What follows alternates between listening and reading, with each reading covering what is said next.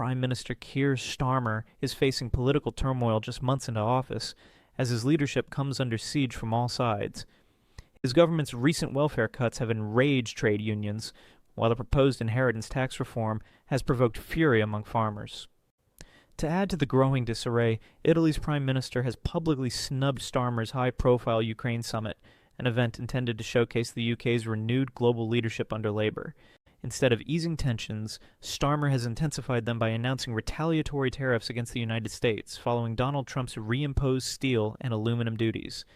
Experts warn this move could trigger a damaging trade war with Britain's largest non-European trade partner. What was meant to demonstrate resolve now appears more like a desperate gamble. At home, discontent is intensifying. Political commentator Kevin O'Sullivan lambasted Starmer's perceived soft approach to crime, arguing it has enabled rising lawlessness. Inside the Labour Party, dissent is swelling. Reports suggest as many as 80 Labour MPs are preparing to rebel against welfare reforms, especially cuts to personal independence payments, PIP, which support disabled citizens like Sarah from Manchester, who now risks losing access to medical care. This backlash strikes at Labour's core identity. Once the defender of the vulnerable, the party is now being accused of echoing Tory-style austerity. Union leaders like Paul Nowak have condemned the cuts as deepening inequality, warning that Labour is abandoning its founding principles. Even within the cabinet, cracks are widening. Nearly half of Starmer's senior team reportedly want to revise or scrap Rachel Reeves's rigid fiscal rules, arguing they are ideologically driven and betray Labour values. Adding to the turmoil, the countryside is in open revolt. Family farmers already struggling with rising costs are protesting an inheritance tax proposal they claim threatens their livelihoods. Tom Bradshaw of the National Farmers Union described the reform as a shattering blow to generations-old family farms, made worse by the sudden withdrawal of a key sustainability scheme, announced with just 30 minutes' notice.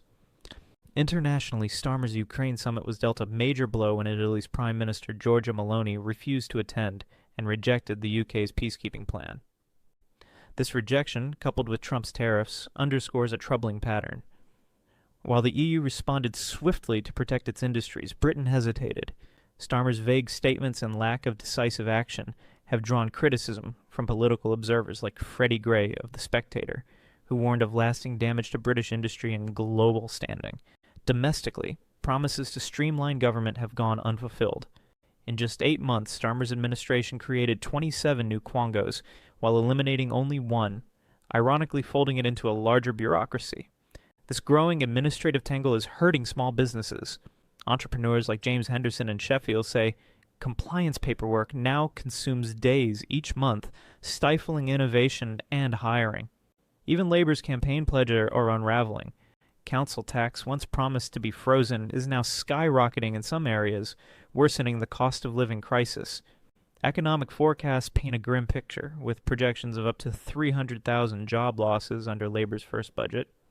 Starmer came to power promising change, but with rebellion brewing in Parliament, fury rising in the fields, and Britain faltering on the world stage, many now question whether Labour still stands for the values it once championed, or if its leadership is simply unraveling under pressure.